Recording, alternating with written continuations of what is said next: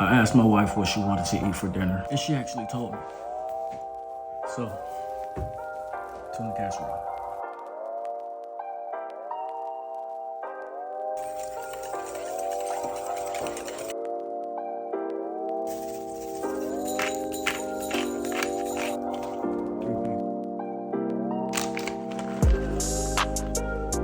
Now, because she told me what she wanted to eat, I can't be mad at her for what she's chosen.